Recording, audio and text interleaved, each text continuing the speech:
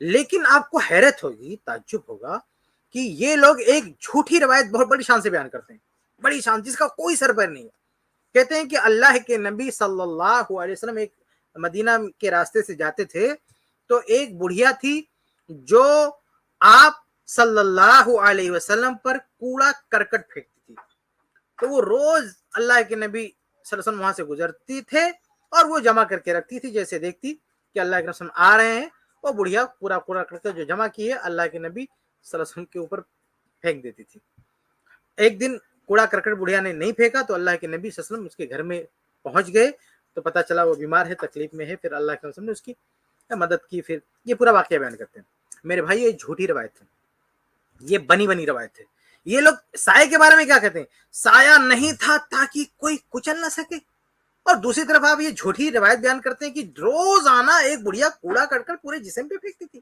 سایہ تو جانے دیجئے، ایک طرف آپ کا یہ عقیدہ ہے کہ سایہ نہیں رکھا گیا تاکہ سائے پہ کوئی پاؤں نہ رکھ سکے، اور دوسری طرف یہ جھوٹی روایت بیان کرتے ہیں آپ کہ نبی کے جسم مبارک پر کوڑا کرکٹ ایک بڑھیا پھینکتی تھی۔ استغفر اللہ، کیا کر رہے تھے صحابہ کرام؟ روز کا معاملہ تھا۔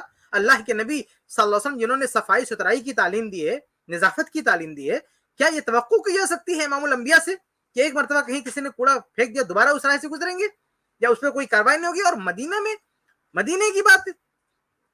تو اس طرح سے جو ہے بہت ہی بیکار جو ہے واقعہ، چاہے آپ یہ مدینے کا واقعہ بیان کریں چاہے مکے کا واقعہ بیان کریں، کہیں کا بھی، لیکن یہ ثابت نہیں۔ اور حیرت کی بات ہے کہ میں نے یوٹیوب پہ دیکھا ایک شخص ویڈیو کیمرہ لے جا کے پتہ نہیں کس گلی میں کھڑا ہو کے کہتا ہے کہ یہ وہی جگہ ہے جہاں اللہ کے نبی صلی اللہ علیہ وسلم گزرتے تھے تو بڑھیا کوڑا پھینکتی تھی۔ استغفر اللہ، بے سر پیر کی بات، تو کیمرہ لے کے پہنچ گیا ایک گلی میں، پتہ نہیں کس گلی میں، اور کہتا ہے کہ یہ وہ جگہ ہے جہاں سے اللہ کے نبی صلی اللہ علیہ وسلم گزرتے تھے اور بڑھیا کوڑا کرکٹ پھینکتی تھی۔ اللہ کے بندے کچھ عقل استعمال کرو۔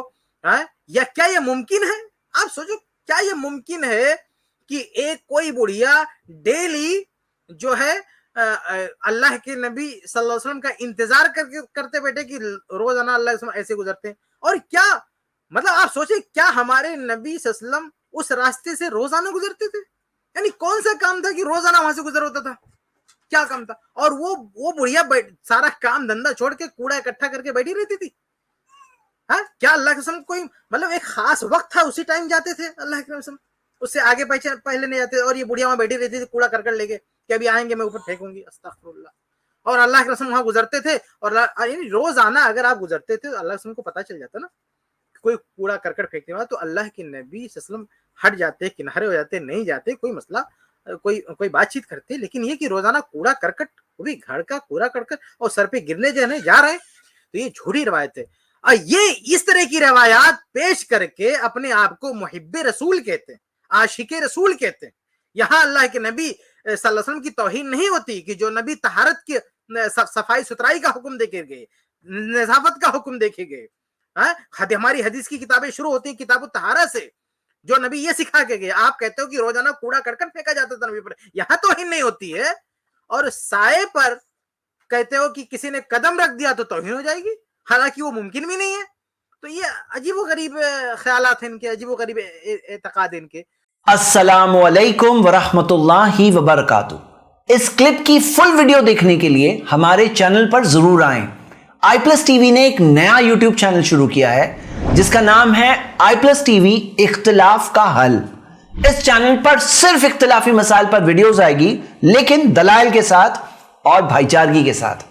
آپ کو میں دعوت دیتا ہوں کہ آپ بھی ہمارے اس چینل کو سبسکرائب کریں، ہماری ویڈیوز کو شیئر کریں، اور نوٹیفیکیشن آئیکن کو آل سلیکٹ کریں تاکہ آپ کو ہماری ویڈیوز کا نوٹیفیکیشن مل سکے۔